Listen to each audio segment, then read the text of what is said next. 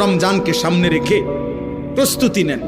রমজান মাসে আল্লাহ তাআলা বলছে, বান্দা আমি তোমারে জান্নাত দিতে চাই, এই জন্য আমি ফেরেশতাদেরকে বলে দিছি সেজদা দিবে একটা, লিখবা 70টা।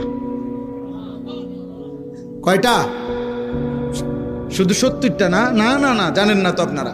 হাদিসের মধ্যে আছে, নবীজি সাল্লাল্লাহু আলাইহি সাল্লাম বলছেন, এই ফেরেশতা রমজান মাসের নেক আমলে 70 লিখবার আগে আবার জিগা আল্লাহরে 70 লিখতাম নি।